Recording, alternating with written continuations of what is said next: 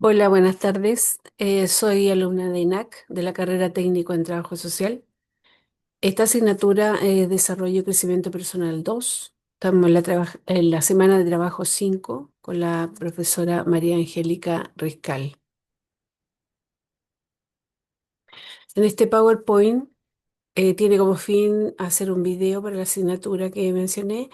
En esta presentación se relata una historia donde deben aparecer situaciones específicas de acciones justas e injustas, mostrando también relaciones de ayuda y de ayuda instrumentalizada. Por cierto, esta historia es verdadera. Espero mostrarla tal cual me la contó mi padre. Se usan palabras como las pronunciadas en el campo en el siglo pasado.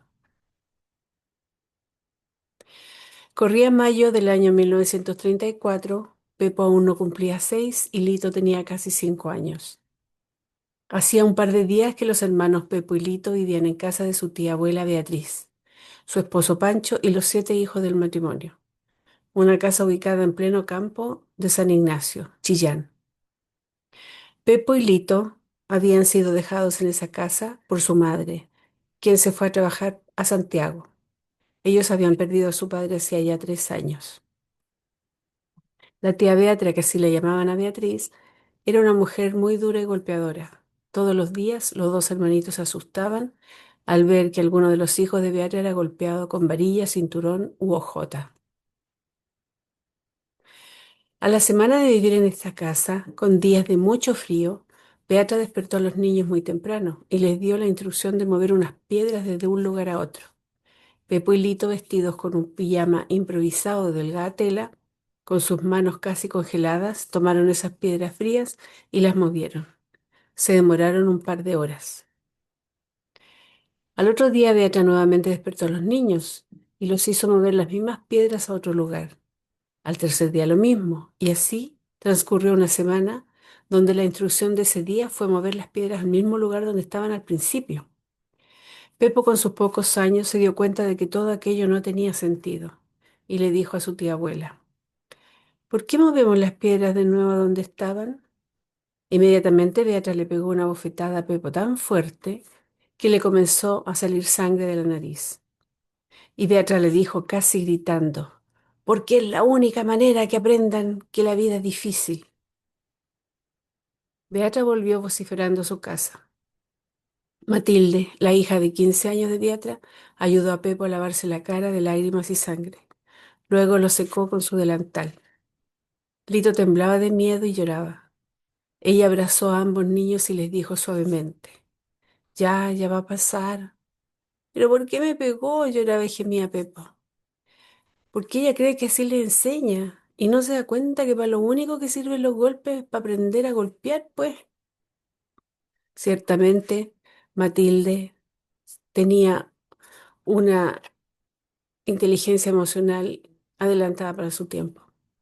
Ese fin de semana llegó de visita la madre de los niños y les llevó algunos regalos: un chaleco y un tarro de leche condensada a cada uno. La leche condensada era una novedad para la época. También le llevó 2 tarros a Beatra, alguna que otra mercadería y dinero, como pago por tener a sus hijos de allegados en su casa. Cuando la madre ya se había regresado a Santiago, Vitoco, el hijo de Beata de 13 años, se acercó a Pepo y le dijo: yo te voy a cuidar de mi mamá, de cuando ella quiera pegarte. Pepo no entendió mucho, hasta esa misma tarde, cuando Beata, muy enojada, se fue contra Pepo con la intención de golpearlo, diciendo: tú robaste los orejones de la cocina, ladrón muerto de hambre. Los orejones eran trozos de duraznos secos que se guardaban para consumirlos después. La dueña de casa los contaba a diario y se había dado cuenta que le faltaban unos cuantos. En ese instante apareció Bitoco y se puso entre su mamá y Pepo diciendo: mamá, no fue el Pepo, fue el güiña del Juan que vino de visita anoche, yo lo vi. Y Beatriz respondió: buen dar con el asunto, no puedo ir yo a sacarle la mugre al vecino, pues. Y la malhumorada mujer se alejó refunfuñando.